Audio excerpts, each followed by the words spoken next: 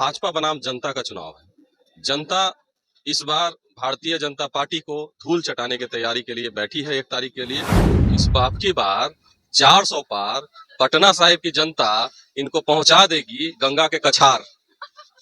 मोदी जी को पहुंचा देगी गंगा के कछार। वो तो पलटू चचा के गोद में जाके सट गए हैं। पहले तो हुआ था कि जब हम पगड़ी खोलेंगे, जब पलटू चचा को बिहार से भगाएंगे। अब पलटू चचा को बिहार से भगाएंगे कोची, पलटू चचा को गोद में ही बैठा लिए। पता नहीं होगा पगड़ी कब खुलेगा, नहीं खुलेगा। वो रोज बोलते हैं पगड़ी खोलेंगे पगड़ी खोलेंगे, वो पगड़ी खोल ही नहीं रहे। पिछले चुनाव में देख लीजिए, चिराग पासवान का लोकसभा में कितना सीट मिला था? 5 या 6 था, जिसमें से 3 उनका था। एक प्रिंस उनका अपना भाई, एक चचा उनका अपना चचा। तो परिवारवाद आपके सामने झलक रहा है। एक लालू जी में ही परिवारवाद नहीं है, ये हर पार्टी में है। हर लोग चाहते हैं कि मेरे ही पुश्तैनी लोग, परिवार लोग आगे बढ़े।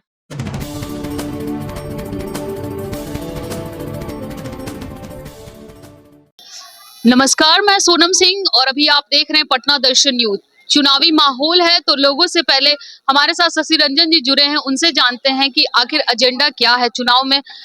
कांग्रेस के प्रत्याशी पटना सिटी से उतरे हैं तो चुनावी किस एजेंडे पे ज्यादा फोकस की जा रही है? पटना में, पटना साहिब लोकसभा क्षेत्र में भाजपा बनाम कांग्रेस का चुनाव नहीं है, भाजपा बनाम जनता का चुनाव है। जनता इस बार भारतीय जनता पार्टी को धूल चटाने की तैयारी के लिए बैठी है 1 तारीख के लिए। और कहीं से मुझे जनता के बीच जाके ये नहीं लग रहा है कि भाई कांग्रेस और बीजेपी की लड़ाई है। जनता वर्सेस बीजेपी की लड़ाई है, महंगाई वर्सेस बीजेपी की लड़ाई है, गरीबी वर्सेस बीजेपी की लड़ाई है, बेरोजगारी वर्सेस बीजेपी की लड़ाई है। तो लग रहा है इस बार बीजेपी को टाटा बाय बाय बोल देंगे पटना सिटी के जनता। टाटा बाय बाय सिर्फ पटना नहीं, देश में भी लहर है। हम जब पहला चरण का चुनाव हुआ था तो मैं नहीं सोचा था कि पूरे देश के जनता भाजपा के खिलाफ इस प्रकार है कि पूरे देश में लड़ाई भाजपा बनाम जनता है। हम लोग तो एक चुनावी प्रक्रिया के माध्यम है जो जनता का प्रतिनिधित्व कर रहे हैं। जनता चाहती है कि कांग्रेस आए, जनता जानती है कि कांग्रेस के अलावा देश को कोई नहीं चला सकता। जैसे गठबंधन हुआ, महागठबंधन, जो इंडिया का अलायंस की जो गठबंधन है, वो ऐसा लग रहा है कि वो गठबंधन करने के कारण इतना ज्यादा जन समर्थन मिल रहा है। देखिए, इंडिया अलायंस का तो एक समीकरण है, एक पॉलिटिकल इक्वेशन है, लेकिन प्रैक्टिकल बात यह है कि जो हम देश में कांग्रेस ने अपना जो मैनिफेस्टो दिया है, हमने जो मैनिफेस्टो गरीबों के लिए दिया है, महिलाओं के लिए दिया है, युवाओं के लिए दिया है, उसके चलते जनता जो है उसे हाथों हाथ ली है। और जनता इस बार के माहौल में जनता जो है बिल्कुल भाजपा को धूल चटाने की तैयारी। एक और बात, भाजपा के लिए कहा जाता है कि वो धर्म और जाति की राजनीति करती है, मंदिर मस्जिद की राजनीति करती है। इस बात में कितनी सत्यता देखते हैं आप? इसमें कोई शक ही नहीं है। यहाँ हम बच्चे बैठे हुए हैं, यहाँ बुजुर्ग भी बैठे हुए हैं, इनसे पूछिए कि मोदी जी सिर्फ धर्म की राजनीति नहीं करते हैं, जाति की राजनीति करते हैं। ये पहला देश का प्रधानमंत्री है जो अपना जाति बताता है।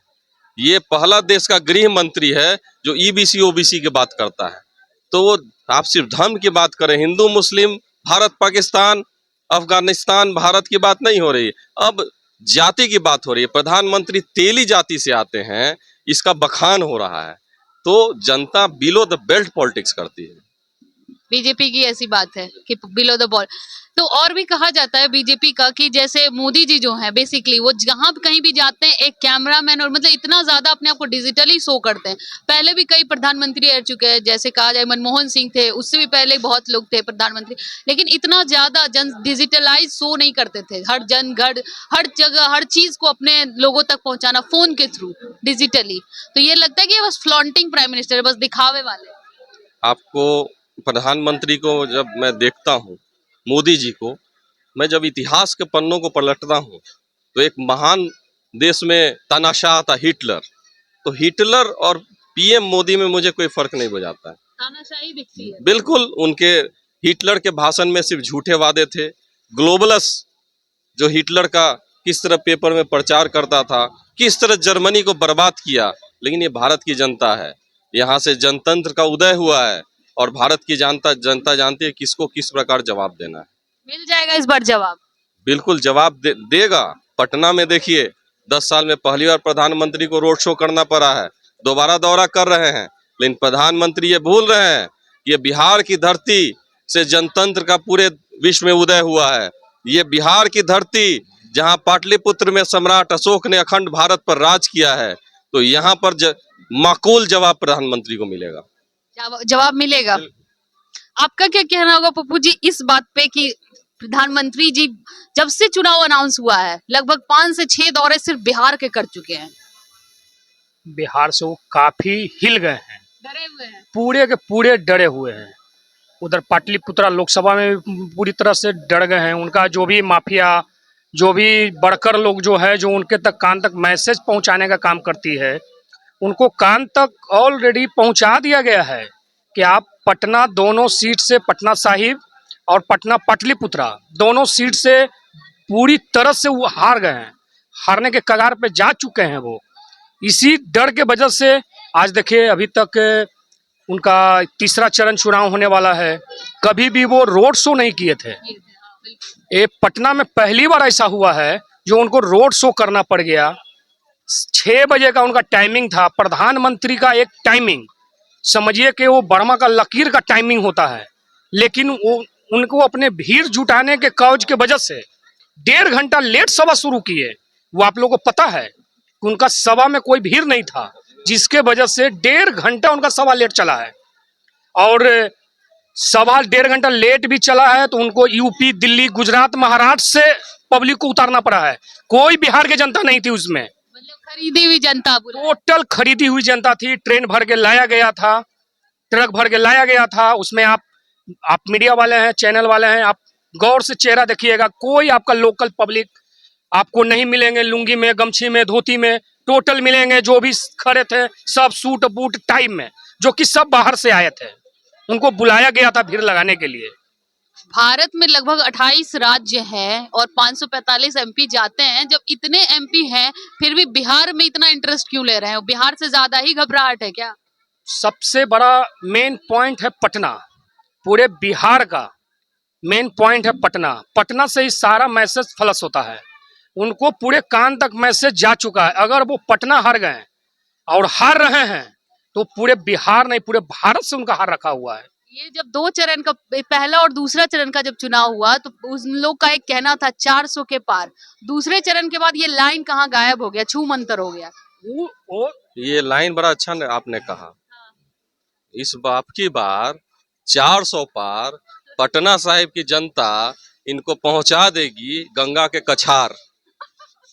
मोदी जी को पहुंचा देगी गंगा के कछार।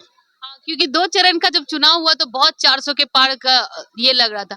सम्राट चौधरी जी पे क्या कहिएगा?